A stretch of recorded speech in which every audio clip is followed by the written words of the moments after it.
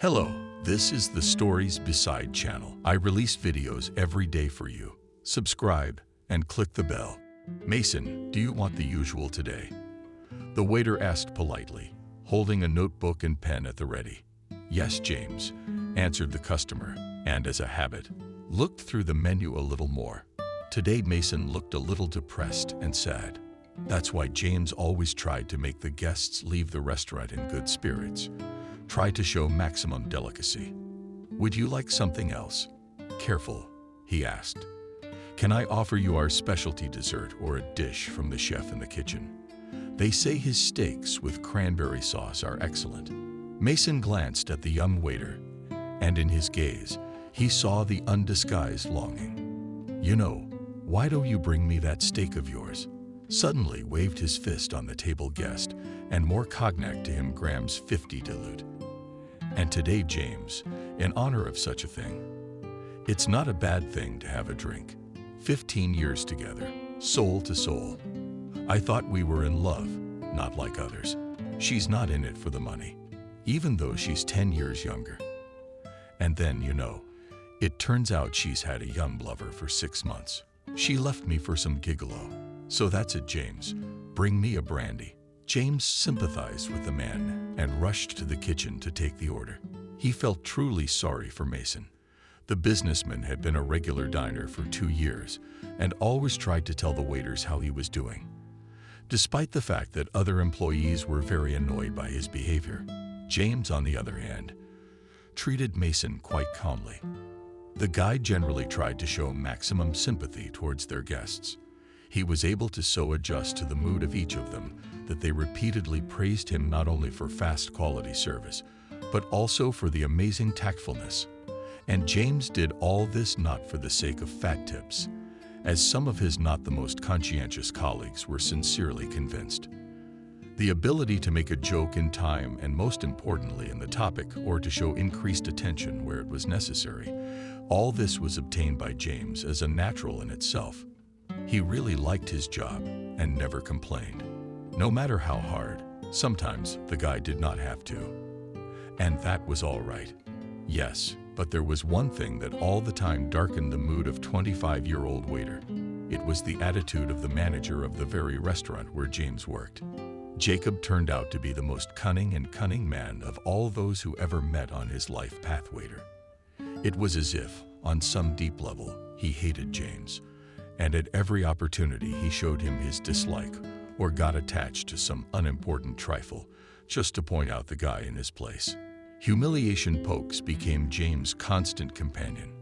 As soon as he was in Jacob's sight, the guy himself had absolutely no idea why he treated him like that, but he tried to behave with maximum restraint and never interrupted the director. Today he had to take the guests, his steak and cognac. Jacob as if grew in front of him from under the ground and grabbed the guy by the elbow, roughly dragged him to the bar, where he began to wail at everyone. What are you doing in Taurus? You want to go back to the streets. But I can make that happen in no time. You know me. Jacob, I don't understand what I did. I was just doing my job, serving the guests. And why didn't you bring it to my office at once? The director hissed like a snake. You probably wanted to pocket all the money.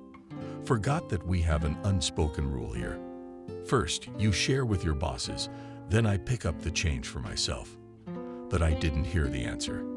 James struggled to contain his own anger and resentment. Jacob seemed to be watching his every move, as if waiting for an excuse to fire him. Of course, I remember it as calmly as possible.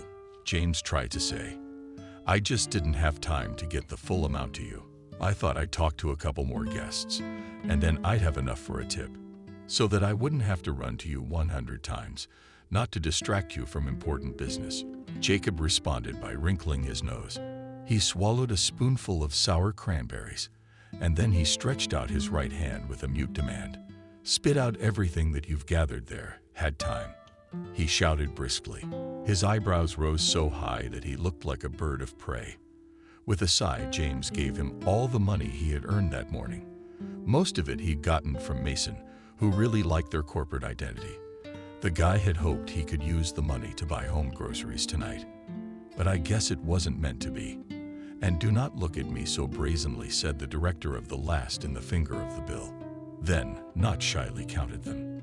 "I pay you too much for idle chatter that you go every time with guests. What's your job?" The man looked questioningly at James. "To make each of them happy." The boy said uncertainly and added that he wanted each of them to come back here at least one more time. Jacob laughed loudly and looked at the guy like an idiot. "Bring it, serve it, and that's your job, nothing more. But instead you're ready to get into the soul of every guest just to get more money from tips." James lowered his eyes sadly. No matter how much he persuaded the director that money was not the main reason why he worked here, it was no use. The other waiters looked at him understandingly. Jacob, and from them, constantly took away tips or took almost everything, leaking the young people pennies. No wonder that because of this in the restaurant, there was a constant turnover of staff. However, the greedy director of this state of affairs did not embarrass. Work better, run more carefully. Tired waiters, Jacob and you will fly around the hall like sleepy flies. You think I can't see anything with my cameras? If you worked hard enough, you'd be getting a full paycheck. As it is, I can't afford to fine you. Slackers. In the end, everyone was tired of fighting the boss's arrogance, and for many the best way out was to quit, rather than continue to tolerate such disrespect for themselves. And yet, against the general background, most of all kicks got James forced silently tolerate the left-wing temper of the director. For the sake of a small but relatively stable salary, that night he came home very upset. His girlfriend Betty, who had just turned 23, affectionately stroked his favorite vice. "Why is that turkey bothering you again?" she asked, referring to the boss. "Maybe we should write an anonymous complaint about him. Let him check him out. He'll approve it in no time." James kissed his beloved tenderly and shook his head no. "No, you can't, my dear. If they close it down, I'll have to look for a new job. And I don't even have any seniority yet. I don't know if I'll get the same job again." He held Betty against him with pleasure and breathed in the fresh scent of her incredibly thick, dark chestnut hair. "It's okay, sweetie. We'll definitely get through this." Suddenly, there would be an arresting release from James' embrace and smiled happily at him. "And I'm not empty-handed today. Look how much money I made." With these words, the girl Easy Gate flew to her purse and, taking out of it a purse, proudly showed the groom its contents. Volga, sincerely admired, exhaled the guy and slowly thumbed through several large bills. "Who is it that you so successfully guessed the fate?" He waved his luxurious hair and pretended to gaze into the mists of the future. A businessman wanted to fortune tell on his daughter, whether or not she would marry the son of his longtime business partner. So I looked at her hand. "And what was it?" James asked with interest. "They're going to be fine." The girl waved her hand. She'd been in love with him for years. Mystery was in love with him, and he was only now paying attention to her. But they are destined to be together, and this marriage will bring joy to both of them. Here's a richer, more generous one, especially since his daughter was so thrilled. She even invited me to her wedding. "You are my little sight," without laughing, exclaimed James, and picked up the bride in his arms. "I promise you, as soon as we get back on our feet, we'll have a wedding that will be talked about for 6 months." Sadness flashed in the girl's bright green eyes. "What is it?" The young man frowned. "Nothing," Betty replied reluctantly. Then she looked sadly at her lover. "It's a pity your father won't be at our wedding. It's not nice, though. I still blame myself that you and he quarreled because of me. And your mom. When I think of her eyes, I get a cold sweat. They hate me, James, but how can I live with that?" James gently took the girl's chin and looked into her eyes. "Remember, Betty, it's absolutely not your fault. They made their own choice in refusing to accept my love for you. If I had agreed to go along with them, I would never have been as happy as I am with you now." The boy wiped the pad of his thumb with a tiny rubber band, tell himself on his lover's cheek, and then leaning over, kissed her once more. The bride and groom kept one big secret that had come to them only recently. It was that James was a simple waiter in one of the capital's restaurants. In fact, he was the son of very rich parents. Noah and Vanessa were major figures in the publishing business. They owned the rights to most of the national print newspapers and magazines, and the couple, of course, were very proud of that. Noah dreamed of transferring the management of such a large-scale and serious business into the hands of his son, promising him a luxurious life abroad and a business that he would burn every day. However, his father's grandiose plans were not destined to come true for the simple reason that James met Betty, and for the sake of this girl, he was ready to give up literally everything. "You're out of your mind." The businessman became furious when he found out that he was going to introduce him to his future bride. "No, no, no, no, and no again. That street hustler will not set foot in my house." "Father, you're forgetting that this is also my house," James said coldly. "Betty is a very kind and decent girl. She's not even a gypsy, though she has a real gift. She can see a man's future from the line on his palm." Noah just grabbed his head. "How'd she talk your ear off?" "Son, she's a gypsy, and she convinced you otherwise. Where would a Christian man get such deviltry? She can hypnotize you. I don't know what you're doing to me and my mother." Caught his heart. The man slowly sat down in a large leather chair. James, darling, tried to use his mother's affection and flattery to approach her son. "You understand us too. Daddy and I dreamed of seeing the beautiful, educated girl from our circle, but not a beggar." James just closed his eyes and rubbed the bridge of his nose. It was as if he were trying to erase something very heavy and gloomy from his mind. Finally, he spoke. "Betty's mom isn't a grain of sand. She's just a fortune teller, and she makes a living at it, you know. If it weren't considered fraudulent by most people, she might as well rent a medical office in some clinic and work there, as well as any ordinary psychologist. And for that matter," Dad said in a firm boy's voice, turning to Betty's father, "taught her how to guess by hand. Her grandmother's Russian. Raised the girl all her life, as long as her health allowed. She just died recently, and she's all alone. Oh, what am I supposed to do? Should I take pity on her?" Father's at it again. "And we don't know who your grandmother was. How did you even meet her? I bet she came to you and asked you to read her fortune. And you fell for it. Romantic." The jowls on James's face went up and down as he brought his fist down forcefully on the coffee table. Vanessa shrieked loudly, and her father whined indignantly. "Don't you dare ever speak of my fiancée with such disdain," James Betty exclaimed.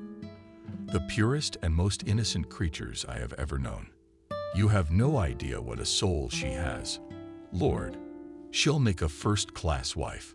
Not like that girl you asked me to marry last time." James did not tell his parents that he met Betty in the amusement park, where he went to the fortune-telling tent, where he sat and his future bride, who was ready to tell fortunes to all comers for a symbolic fee. The son of the businessman understood that his father is now ready to grasp any pretext just to put in front of him in an unfavorable light. "And what did not please you, our chosen one?" shyly asked his mother. "A beautiful girl. She only came back from Germany last year." James looked at Vanessa with frank skepticism. She came back. "But what did she do there? You didn't bother to ask her?" James asked. "She said she graduated from some prestigious university." The mother answered and looked helplessly at her husband. Noah shrugged his shoulders, saying, "How should I know what kind of women's business you're in?" James grinned bitterly and shook his head. But he finished it. "She didn't lie to you about that," the boy answered. "I heard her talking to her girlfriend and bragging that she had so many affairs that she had a fiancé in every city in the country waiting for her." Vanessa just shook her hands. She didn't know what to say to that. "After all, James, there is no point in deceiving your family. I don't need a wife like your wife for nothing." James chopped the air with his hand. "I loved Betty at first sight. I can't explain it to you. It's just that my heart told me this is your woman. I love her so much. Mom, so much so that every second we're apart is torture for me. God's will. And you believe that. Trying to find some support for Noah and your mom. He's the one who turned our Shakespearean frames on full blast. Can't anyone but me see that? Am I the last sober-minded person in this room? Vanessa, hesitating, approached her son. She put her hand on his chest and belittled him. She looked him in the eye. James, my son, believe me, your father and I only want you to be happy. But what you're talking about, it just doesn't make sense. Let's make a deal. You bring your Betty over for dinner. We'll take a look at her. And then we'll see what happens. The son looked at his mother with gratitude. Thanks, Mom, squeezed her fingers. Boy, I'm sure you'll like it. As for the father, he just waved his hand. Kind of do whatever you want. Only I'm not going to be a part of it. Nevertheless, he did go down to dinner to meet his son's fiancée. Unfortunately, the miracle never happened. Too simple clothes and modest, almost frightened behavior that he only strengthened the parents in their suspicions about the girl's conniving nature. Vanessa frankly disliked not the way Betty expressed her thoughts when she tried to explain to them how her gift worked, not the bright, almost oriental beauty of the girl, due to the natural color of her hair and eyes. The rich people didn't realize that Betty was tanned because she worked outdoors every day, not because she had ancestors with swarthy skin. Noah has called his son's fiancée inappropriately several times in conversation. It seemed to be in jest, but at the same time there was something unpleasant and offensive in this definition, which was perfectly counted from the voice and facial expression of James Pope. James himself was ready to fall to the ground in shame. And as soon as the dinner was over, personally drove the girl home, where he assured her for a long time that the parents that day were just not in the spirit, was assured him that she was fine, although the girl had cats on her soul. She was well aware that she did not like the parents of the groom, and she also had a premonition that because of her, he would have problems. And so it was. In the evening between James and his parents broke out a real scandal, the result of which was the departure of his son from home. He was not going to follow the silly traditions of high society and was determined to spend the rest of his life with the one he truly loved. But all right, little dove, rubbing his hands together, Noah, let's see how long you can go without money with that lock lid. He'll be crawling home in no time. You'll be on your knees apologizing to your mother and me. The businessman immediately blocked all of his son's bank cards and removed him from the system of access to the joint family account. He hoped that the lack of money and hunger will educate his negligent heir, but he was not prepared for the fact that James will treat his act with a truly philosophical calm. Well done, Father, James thought to himself. Thank you for giving me the opportunity to be even more independent of you. If you think I'm capable of taking care of myself, then so be it. Fortunately, James had managed to take some amount of money in cash with him for them. He and his girlfriend rented an apartment in another neighborhood, continued to make money with fortune-telling, and James managed to get a job as a waiter in the same restaurant. So they lived for a while, carefully keeping their secret from all the new neighbors and acquaintances to what they had extra attention. The couple planned to get married in a year. As soon as they saved enough money for a beautiful, worthy of them both celebration. Except it wasn't even a couple months later when Noah found out about his son's new job. To say that he and James's mother were shocked was an understatement. Oh my God, it's an embarrassment. It's a disgrace. It's come to this. The businessman, my son, was tearing his hair out. Plates of food being served. A gastronome in a tavern. No, I'm not going to let it go. If he can't understand in normal language that it's time to give it all up and go home, then we're gonna have to take drastic measures. What are you gonna do? Noah? A confused Vanessa asked her husband. She had never imagined that her James, her golden boy, would stoop to working as an attendant. The woman's heart was broken. The businessman blushed with anger, tapped his index finger on the table, and answered his wife, Nothing. We will make this little scoundrel sniff such powder. that he will run away from his fortune teller only in such a way will heal, shining, and on the way mommy and daddy to remember. On the same day, he contacted the director of the restaurant, not unknown Jacob, and arranged a meeting with him, promised the restaurateur a good reward. Noah warned him not to pity my son, to keep 3 hides from him, so that he would come home at the end of the day without legs, and to pay him the lowest rate. I mean, give him the lowest rate you can. What about tips? Jacob asked, and in his eyes instantly to red from the glitter flashed greed. The corner of the businessman's mouth slowly crept up, so that his face took on the most gloating expression of tips. You can keep it all as compensation for your daily pedagogical techniques, so to speak. I want my son to sink to a bottom from which he can either float up or sink forever. If no one offers help, and in your interest to make his life in the restaurant so unbearable that he as soon as possible to reach the second option. Jacob, although it was strange to hear such a thing from a businessman, but he agreed that money would pay him for it. A lot of money. And he'd get all 4 of them. And that they have their own games over there, the rich. He doesn't care about that at all. And so it came to pass that James, in fact, became a victim of his father's wiles. Of course, he could not even imagine that his boss acts on the orders of Noah. But Jacob, and already had a long rotten gut, only more continued to take off on the poor waiter, leaving him at the end of the month almost without a paycheck. To somehow get out of a bad situation, the guy now and then took part-time jobs, where the loader at the supermarket, where a courier. He'd run around the city on the app. Because of this, James often came home very late. Sometimes even at 0 o'clock the guy was not discouraged and believed that he and his fiancée in the near future everything will definitely get better. Girl, very worried, but could not help.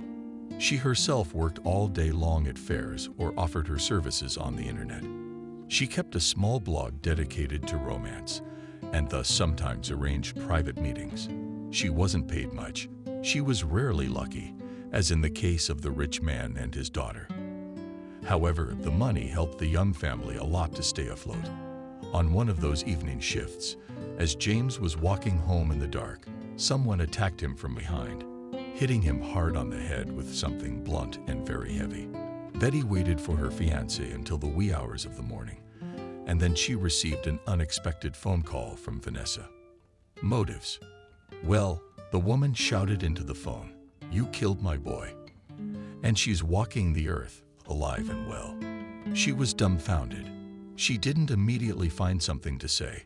She just asked again in a shaky voice, "I'm sorry, Vanessa, I don't know what you mean. What about James? He never came home today." For a moment, there was an agonizing pause, and then the businessman's wife shrieked, "No more James, that scumbag. He's dead. Some scumbags killed him for you. You hear me? They killed my son because of your damn witchcraft." Betty felt like she couldn't take a single breath. The room slowly swirled before her eyes, and then plunged into total darkness. Later, when the girl came to her senses and arrived at the rich man's house, the doors were opened to her by the head of the family himself. Noah was dressed in all black. There was no face on him. "What do you want?" Apparently rudely, he asked. "Not only did you send my son to the right side of the world, but now you want to kill me and my wife with your sorcery." "So it's true." Pale your lips, Betty interjected. "James is dead." "Are you deaf or what?" The businessman shouted at her. "I told you to get out of here while your bones are still intact and burn in hell for what you did to our boy." The girl shook her head uncomprehendingly, and her thick dark hair, dislodged from her hastily made hairdo, spread in a dark cascade over the young fortune-teller's shoulders. Noah's face twisted with hatred. If it weren't for the standards of propriety, he would have been more than willing to strangle her right here on the porch of his own house. "Wait a minute. Please explain to me why you think I'm responsible for James' death. I didn't know anything about it until this morning when your wife called me and started insulting me."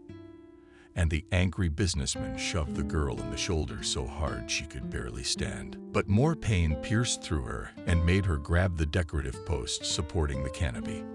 And look at you, what doesn't reach your chicken brain? The rich man gave her a hateful look from head to toe.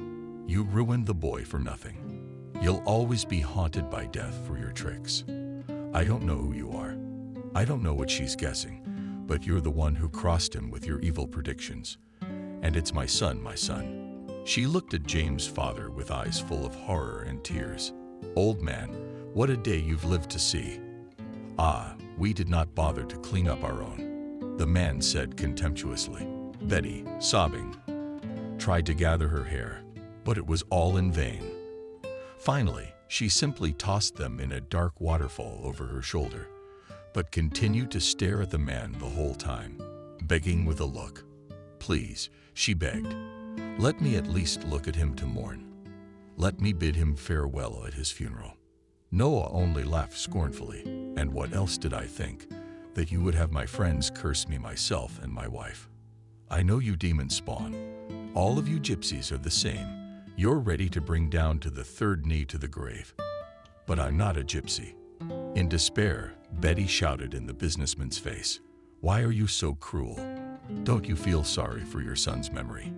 He loved me, and I have loved him, and will love him. Always here, always. The fortune teller ran down the porch steps and hurried away from this sorrowful place and these horrible people. In her back came the curses of Noah. Just try to show up at the funeral, which I'll have you rolled alive in concrete in no time. So what? Her love is eternal. Don't even think about our family. You weren't worthy of his little finger, let alone a memory. The unhappy girl's heart was about to literally tear itself apart. In one day, she had lost the closest person to her, and now, as it turned out, did not even have the right to see him off. It seemed as if her soul had dried up like a butterfly's fragile wing. If a careless breeze had touched it, it would have scattered into a multicolored dead police. When the young fortune teller had almost reached the exit from the cottage village, she suddenly felt sick. Her head spun sharply, and a sour bile lump instantly rolled up to her throat. Grasping life by the stomach, the girl bent sharply in half. She vomited. It can't be, thought the unfortunate Betty, and looked fearfully at her reflection in the tiny pocket mirror she found in her purse. You are now in a handkerchief pale exactly on Crotchmel's little canvas face. The fortune teller noticed how her eyes lit up with an emerald flame. If this is your parting gift, thank you, the girl said, looking up into the clear blue sky. After a visit to the doctor, her hunch was confirmed. Betty was pregnant and carrying the child of her late fiancé under her heart. The term was quite short, but already now the fortune teller was faced with a difficult choice. Should she raise the child herself or try to enlist the help of James's hard-hearted relatives? After thinking it over, she still discarded the second option. If they weren't so disgustingly treated now, was it worth hoping that they would be mollified even a little by the news of a grandson or granddaughter coming into the family? Deciding to go it alone, she worked twice as hard to prepare for the birth and to buy for her future child everything he or she might need in the first few days. In addition to fortune telling, she also worked part-time as a cleaner and dishwasher in a small cafe. The young mother did not have an above-average education, so she had to look for only the hardest and lowest paid work.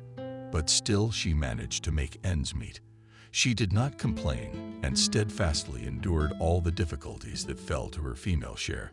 In due time, Betty gave birth to a beautiful daughter, whom she named Nancy. The labor was very difficult. The young woman was almost 12 o'clock before she was finally able to give her daughter life. It was then that the fortune teller, she later thought, had undermined her already fragile health. But it was nothing compared to the fact that now she was not alone again. There was now a kindred blood in her life, and at the same time a piece of the memory of her beautiful and beloved James. For the next 6 years, James and Nancy lived in poverty, but they were incredibly friendly and loving. Nancy grew up a true copy of her mother, the same dark hair, and on the eye only the figure was conquered. In her father. All these years the fortune teller worked as hard as she could, but no matter how great was the happiness of the appearance of a daughter in her life, in the soul Betty at the same time constantly nested sticky fear. All because periodically the young woman was very tormented by health problems. When Vera turned 6, her mother went completely blind. The weak heart of the fortune teller could not stand for that physical labor. And there was no one to help the little family. The only thing that slightly consoled Betty, feeling his inevitably coming end, is that she managed to teach her daughter the basics of reading the line of fate and taught her to determine the soul of a person by a mere look in his eyes. Fortunately, in this regard, faith was passed on to her mother's phenomenal abilities, and the girl grasped everything literally on the fly. Betty herself never looked into the palm of her daughter's hand. She didn't want to see what was in store for her own child. Maybe she was afraid, or maybe she thought she was interpreting it wrong. Blood relatives were always considered inferior. That's the way it was in their family. Her grandmother also said she couldn't see her destiny, precisely because they were blood relatives. Foreseeing her imminent death, the young woman called Iratka and gently squeezed her small hand in his. "Nancy, daughter, you only remember one thing," admonished the girl. "Never and never let anyone doubt your gift. And don't allow yourself to be belittled for it. You are unique, and your gift is your ability to see the future too. Use it only for good. Then your fate will be softened, even if at times it feels like everything is against you." Betty felt a sudden heaviness in her chest, and every breath was hard to take. "Mommy, don't go," Nancy begged her pitifully. "Don't die, please." The daughter cried and slowly lowered her head on her mother's hand, drenching that one with hot baby tears. "It's all right. Sweetheart, don't be afraid. My time has come," the mother said weakly and turned away from her daughter. She could not bear to see her crying face. Nancy, meanwhile, looked boldly at her dying mother and said loudly, "I don't need this gift. I don't want anything. I only want you to stay with me." Mom was out of her last strength, turned to her daughter. Her eyes were already glazed over, a shroud of death. "Don't you dare. Don't say that, Nancy. This gift is the little you'll have left of me after I'm gone." Betty hugged her daughter with great difficulty with one arm and kissed her soft, fluffy hair. The woman's arm abruptly weakened and fell helplessly to the white sheet. Nancy looked into her mother's eyes. They saw nothing else. Her soul was carried as high as it could go, and she would never have to feel the pain of suffering again. "Mommy," whispered Nancy, unable to face the obvious. "Mommy, don't go." "But why? Why did you decide to do this now?" "Mommy." Nancy cried over her mother's body for a long time, unable to tear herself away from her. So cold now. Finally, when all the tears were paid, Nancy was able to call an ambulance. Afterwards, she went to ask the neighbors for help. After her mother's death, Nancy ended up in an orphanage where girls were not pitied, to put it mildly. Her exotic appearance and her ability to read hands annoyed Cindy terribly. The orphanage director, Cindy, seriously believed that the little girl was a witch, and therefore nothing good could come of her. During her stay at the orphanage, especially during the first year, Nancy often ran away to climb through a hole in the far side of the fence. She would run as fast as she could until she ended up in the town cemetery, where she unmistakably found her mother's grave each time. Dropping down on a small cast-iron bench, the girl gave vent to tears. Only here she could freely fulfill herself and let go of all her sad thoughts. "Mom, they do not love me," complained the deceased to the fortune teller daughter. "No one does, especially the principal is Cindy. I heard her discussing me with some teacher, saying that this little sorceress will lead all the kids astray. She's gonna witch them all up. What is this true path? Mom, what did I do that she thinks I'm disgusting?" The girl looked at the picture silently, as if waiting for an answer, except that inside Nancy felt a complete emptiness. It was as if there was no answer to any of her daughter's questions. "I don't want to live in an orphanage," Nancy said slowly. "They're all mean and don't want to be friends with me at all. I'd rather follow you. Mom, I miss you." Nancy fell on the grave and burst into bitter, hot tears. It was so hard on the little girl that she could not see for herself even the slightest hope of a bright future. It seemed to her that it would have been better if she had died then. But now she would be with her mother next to her closest and dearest person. After such outings to the faith often got both from teachers and from the principal herself. She did not hesitate to mock the girl in front of everyone, so that, as she thought, to bring down the little witch all the hubris, that she went back to the cemetery to her mom's fortune teller, asked the principal, to whom some of the boys had long ago denounced Nancy, telling her exactly where she sometimes ran off to.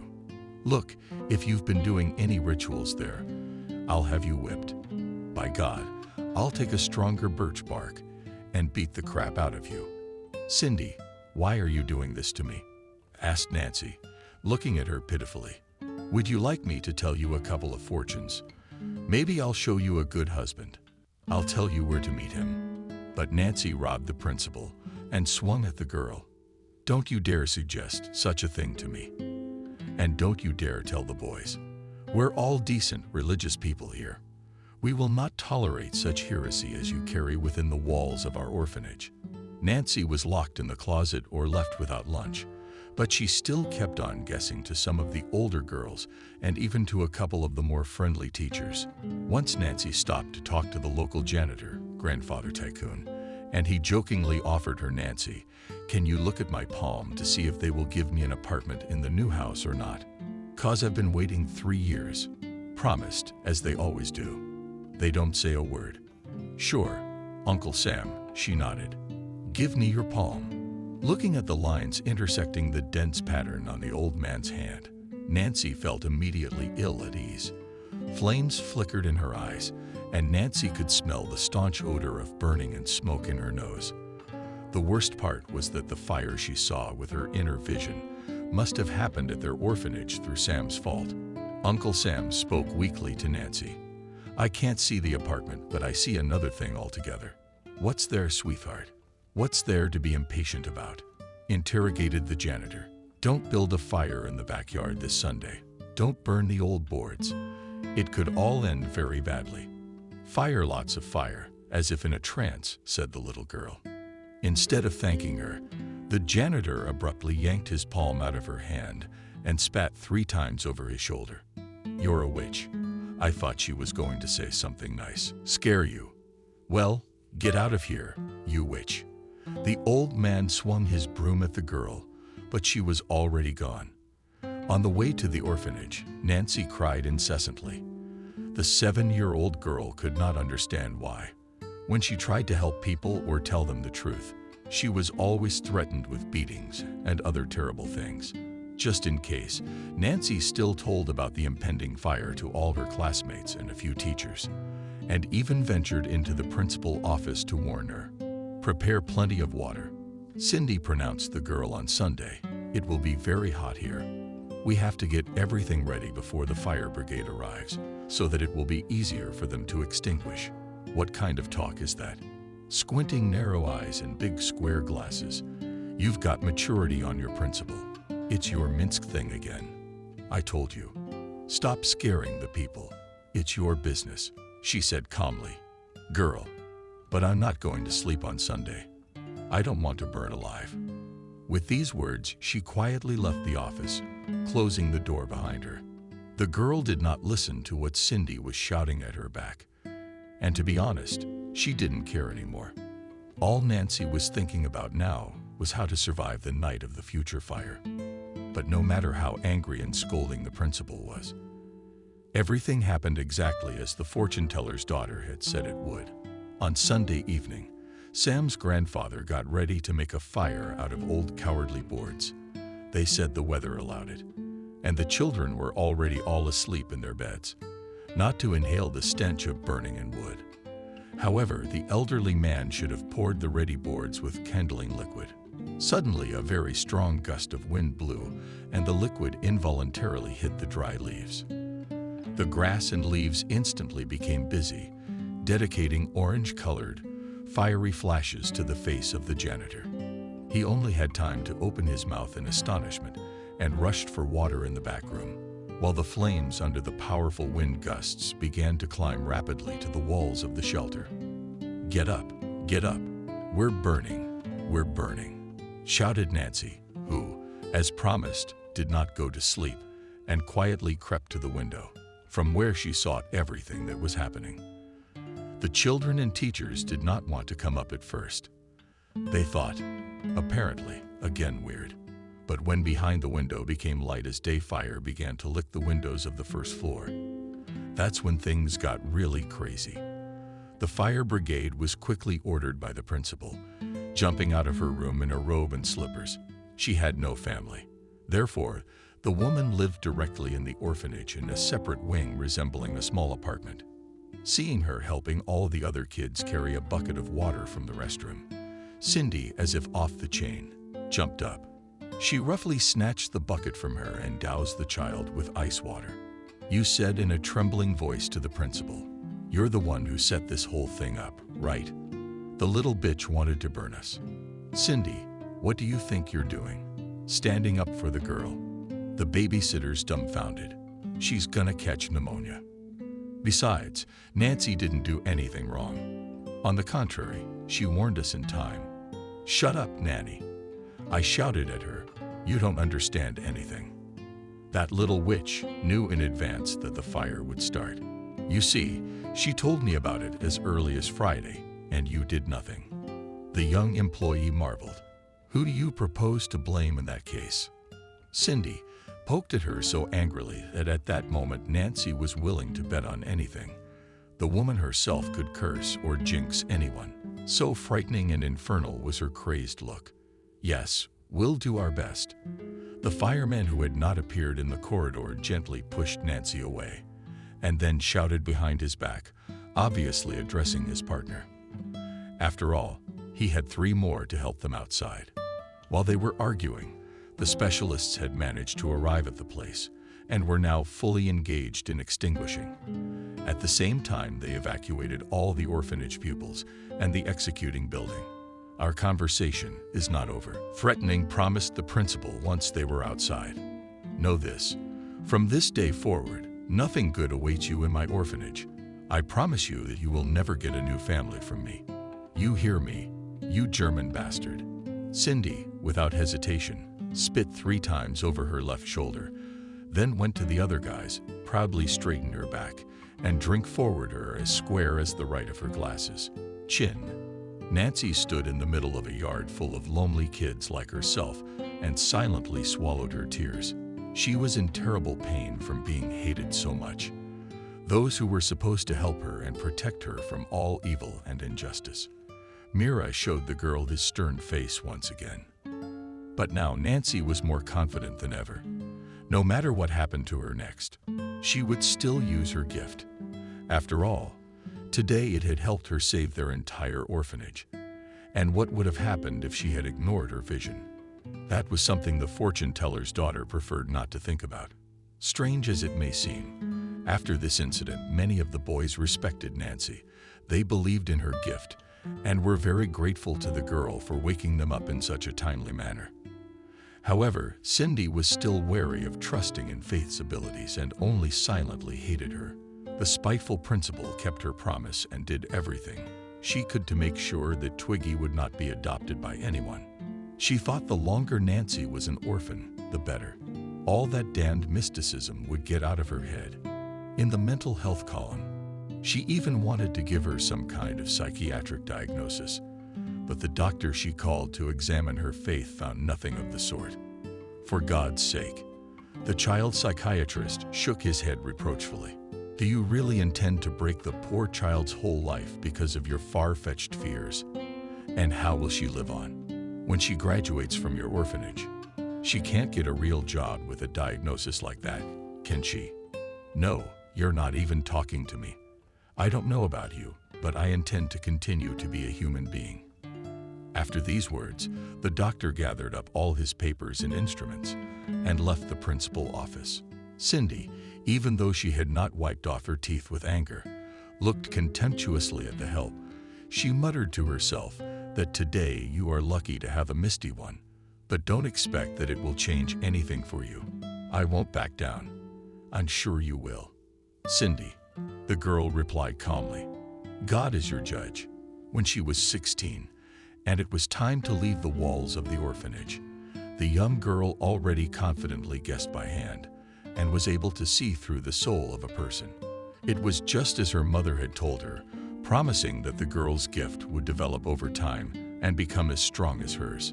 All this time, Nancy often fortune-told ordinary passersby when she managed to escape from the orphanage for a while. Thus, the girl earned herself and her friends for sweets. However, almost every time she brought real money to the orphanages, the principal immediately took it away. "You have no right," said Nancy, who was no longer afraid of Cindy. "I have earned this money honestly. They are mine honestly," said Shepaliva at her like that. And the woman's face immediately became a grimace of hatred and malice. After all, money can never be honest. Honest are those poor people whom you deceived, giving their desires for a possible reality. "What do you care?" Nancy continued to be indignant. "You're just going to put it in your pocket and go on teaching us about life as if nothing had happened." The principal gritted her teeth and said nothing. But she was in no hurry to return the money. For many years of stay in the orphanage, Nancy had already got used to hypocrisy and unreasonable hatred on the part of this woman. That's why she wasn't even surprised when she was released from the orphanage, she found out that Cindy had done everything she could to make sure that Nancy got the worst apartment possible. "Hello, sweet home," the girl said thoughtfully, looking around her new home. Nancy dragged her small suitcase into the apartment and looked around. It was a tiny one-bedroom on the top floor of an old 9-story building, where the elevator hadn't worked for a long time. The ceiling in the room was leaking, because the roof was always under fuel from snow and spring and summer rains. The house had not seen any major repairs for probably 20 years, so Nancy foresaw a real communal hell in her apartment in the coming winter. However, she accepted the new test of her fate with dignity. Her mother had long ago told her that in this life, she should learn one very important thing: the ability to be patient. Having moved more or less, the girl pulled her old laptop out of her bag. It was one that Nancy had fairly won. During one of the regional chess tournaments, Nancy didn't know where this skill came from in her, but the pupils of another orphanage with whom they competed, Nancy, that is called, divided under a nut. The girl went to her blog, which she kept just like her mom used to do.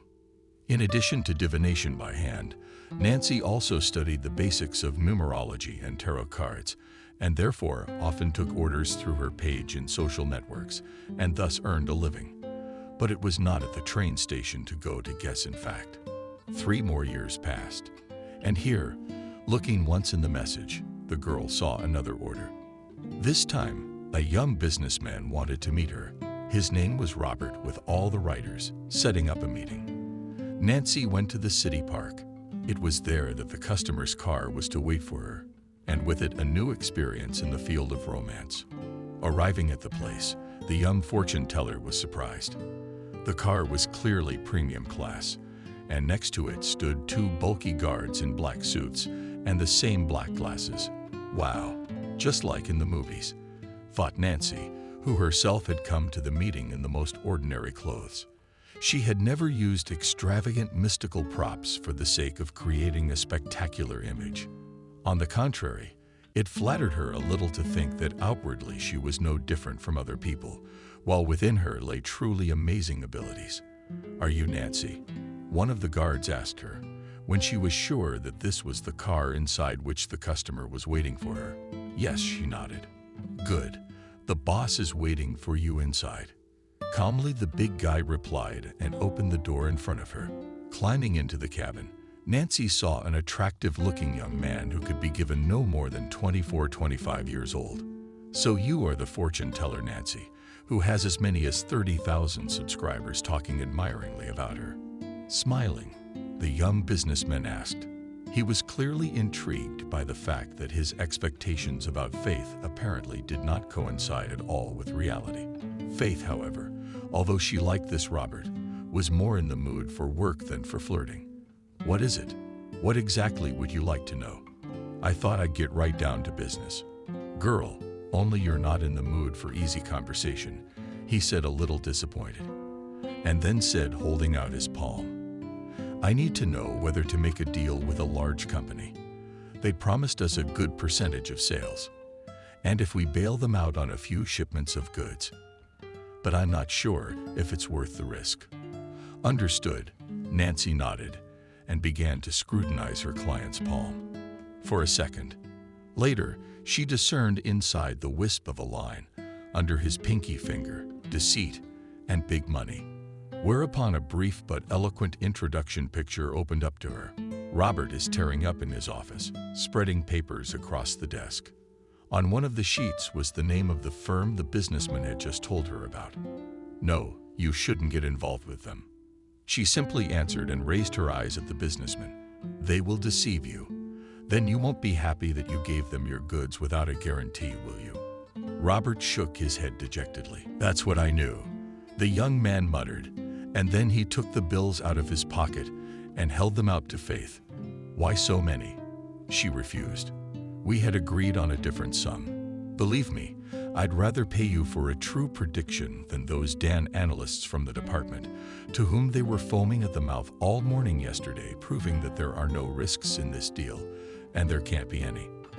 Nancy, seeing how genuinely worried the young man was about his business, smiled warmly, but took only the amount of money that was originally intended for her. "Do not worry." So she said, "These companions have already cheated people more than once. But soon their fraud will come to an end. You'll see. In 3 months, there will be a big investigation about them in all the newspapers." Robert looked at her with genuine admiration. "How nice it must be to be able to see the future," he said thoughtfully. "Rather responsible. And also sometimes scary, because you never know what exactly you might see." Nancy answered him with a shrug. She was about to get out of the car when the businessman suddenly touched her shoulder lightly with his hand. "Nancy, wait." The girl froze. She did not know what would follow. Robert, on the other hand, looked very embarrassed and excited at the same time. His voice trembled as he continued. "Let me give you a ride home. Keep me company, please." The fortune teller turned around and then looked sharply at the business. But right in his eyes, bravery, intelligence, sympathy, pure heart. That's what Nancy saw in his soul. Relaxing a little, she replied politely, "Well, thank you. Just a word of warning. You've probably never in your life seen a neighborhood like the one I live in. I'll give you a tour." A tour, nonetheless. Laughing lightly, she gave him her address, and the luxurious automobile moved smoothly on its way. Having conspired, the young people discovered that they have a lot in common in terms of hobbies and views on the world in general. As it turned out, Robert had recently started working in one of the branches of his father's company, so he decided to reinsure himself just in case with the services of a fortune teller. "How did you decide to do such a thing?" Faith asked him with interest. "In the light and the people do not pity, although the same horoscopes with pleasure read. I think all the truth is written there." Robert smirked slightly. "Nancy, you just don't know what kind of passions are really going on behind the scenes of big business. It's not just horoscopes people are willing to believe in. They don't put numbers in a contract. If in the sky during this period will be wrong phases of the moon." Nancy laughed heartily and sonorously. Robert continued, "Besides, I heard about you from my female coworkers a long time ago. They highly recommended you. An audience. What can I say?" Robert smiled, and Nancy felt a warming sensation in her heart. This guy seemed so kind and sincere. Plus, out of the heart, he appeared to have a good, solid heart. It meant that Robert could be trusted. To be honest, Vera really wanted to. When the businessman brought the girl to her house, he could hardly contain an amazed sigh. How do you really live in? This young man could not find the words to describe all the grandeur of the Soviet 9-story building. "Did you mean in this hole?" Nancy finished for him. "Yes, that's how I live. It's all right. If you don't look too closely, it's not a bad house." Robert looked at her with understanding and genuine sympathy. "I'm sorry. I didn't mean to offend you." He lowered his eyes quickly, but a moment later he looked up to ask if you'd like to have dinner with me tomorrow. I don't think we finished that conversation about lunar phases yet. Nancy smiled with all the tenderness she was capable of, and agreed.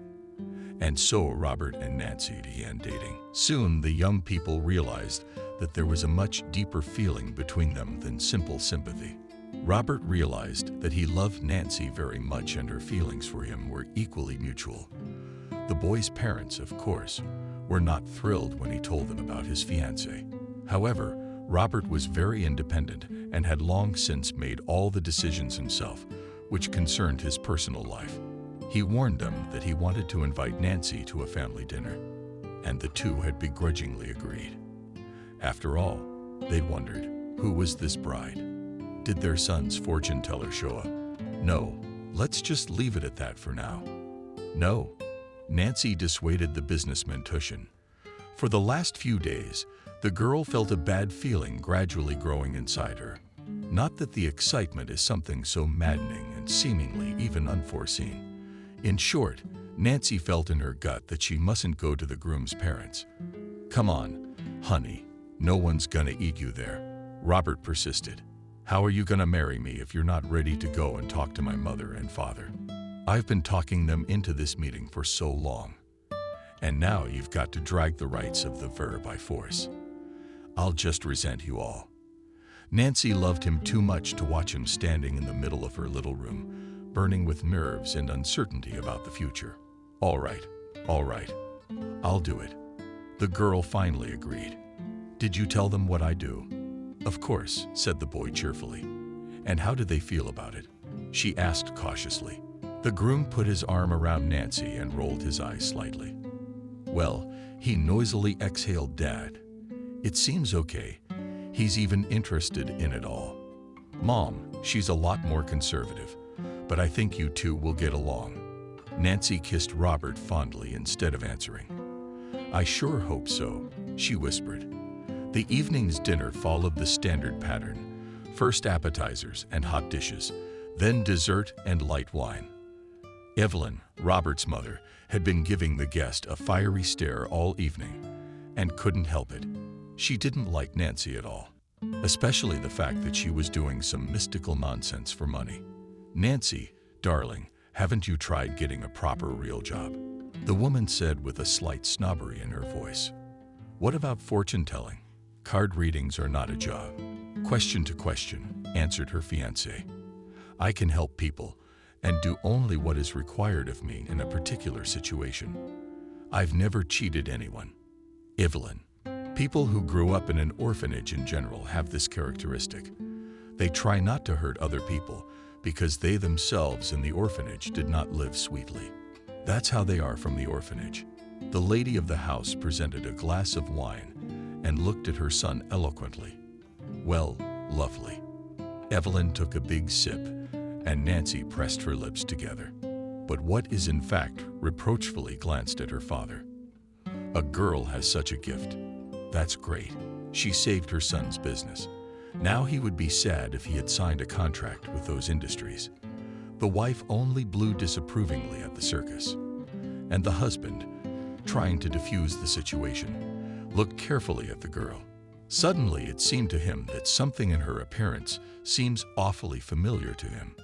But he did not understand what it was, just as he did not understand why he, unlike his wife, was so attracted to this whole magical subject.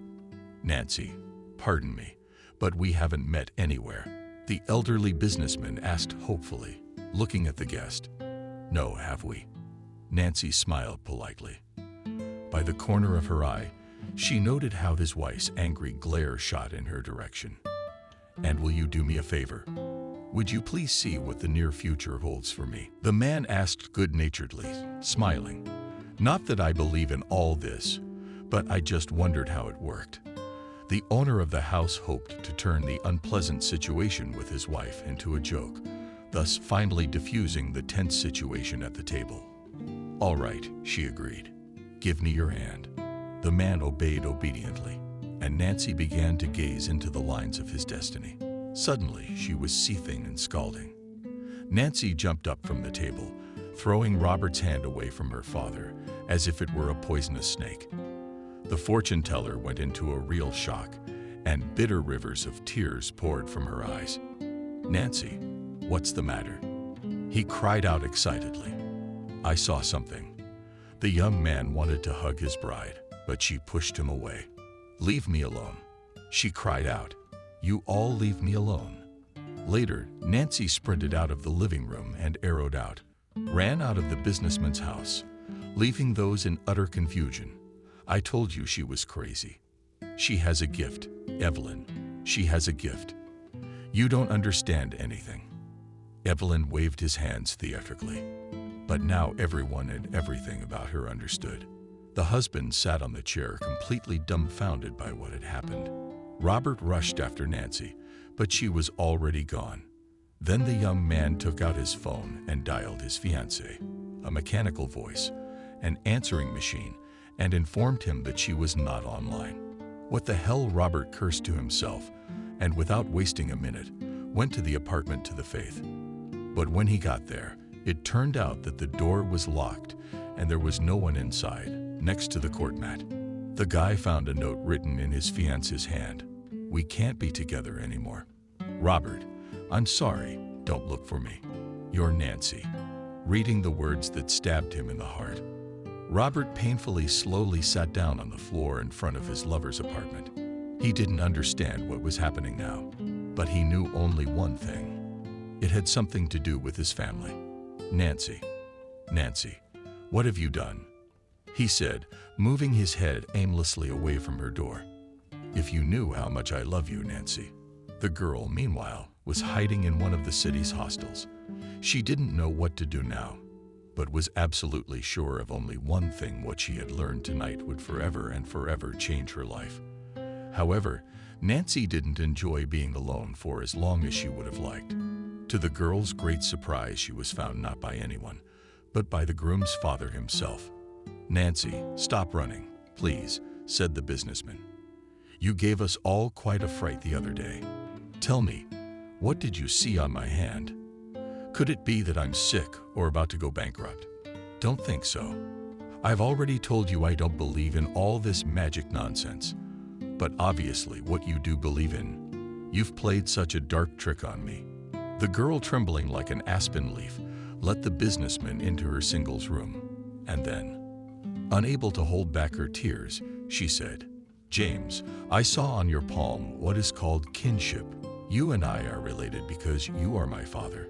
The girl picked herself up with her hands and shook into sobs. "I can't believe I sat at the same table as my father." Nancy continued, You left my mom pregnant. Is that what she went through when you were gone?" Wait. Nancy, not understanding anything, sat her down on the couch by the businessman. "What do you mean I was gone? And how could I have known your mother?" The girl, still sobbing, told him what Betty the fortune teller had once told her. "We would never lie to me, I know." Nancy finished her story. "And you? How could you do that to her, to me? Don't you have any heart at all? Mom said your parents were very cruel. But you were different.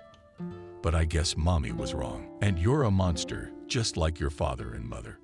Nancy was crying, and James sat beside her, completely confused.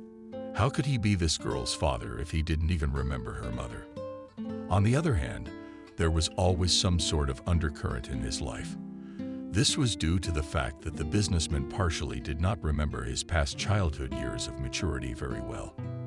But the youth from about 20 years old, a black maelstrom, his parents had a hard time getting him out then. So severe was the head trauma from some strange attack. Everything he knew about those years, he restored exclusively with the help of his relatives in pieces, collecting his own memory.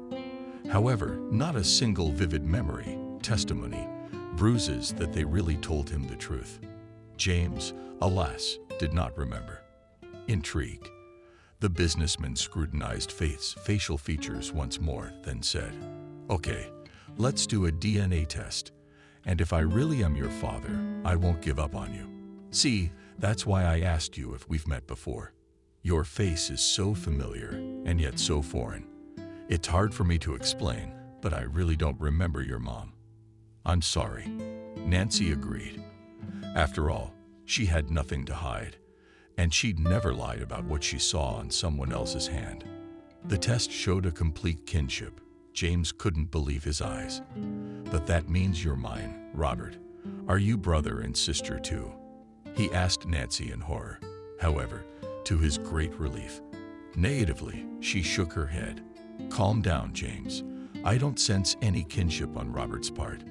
Moreover, he is not even my half-brother lost in the depths of his own past." The businessman appeared completely bewildered. It was clear that his parents had simply lied, and once were, thereby depriving him of his only love and his own daughter. But how could they do that to him? Slowly he remembered Betty and how happy he and she had been, and even how he had once worked as a waiter. Luckily for him, there was still one single person in the world who would help him uncover this family conspiracy.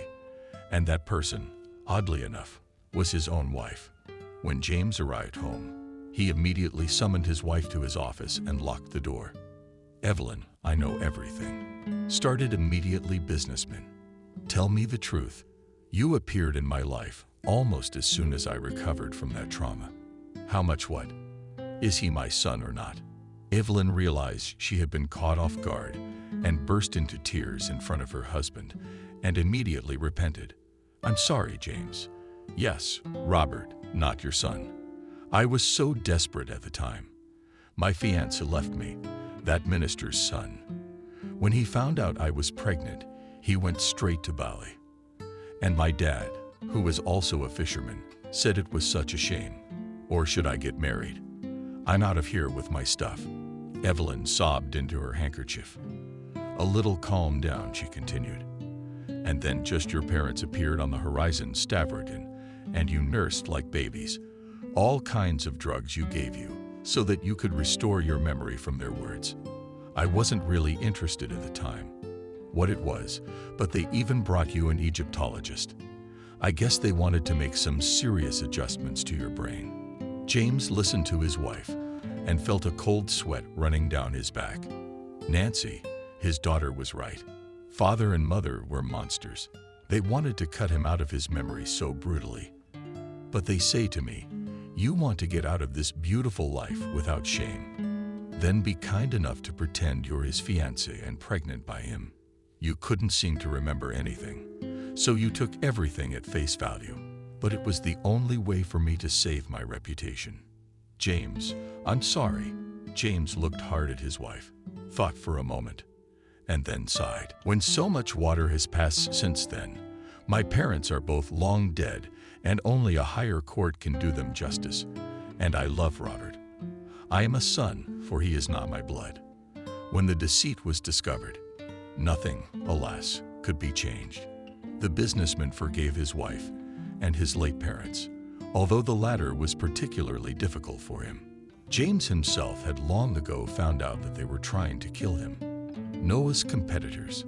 They thought that by depriving him of his son, they would make the businessman less stroppy.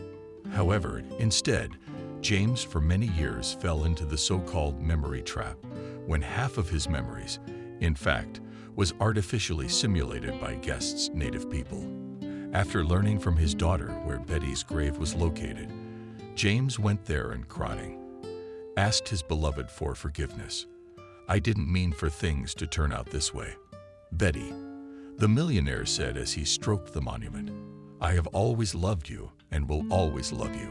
It's a blessing that you at least left me your image as my daughter. Thank you, Betty. Thank you for Nancy, faith, and love, which you fooled me for so many years, first on earth and then in heaven." Robert and Nancy are preparing for their wedding. Robert, after his fiancée's explanation to his father, was quite a bit shocked by the whole story, but still reconciled. After all, his parents had always loved him, and their past was their business to pry into. And certainly he had no moral right to judge any of them. Nancy was happy at last after so many years of enduring trials. The girl had found a family after the wedding. Nancy planned to study psychology.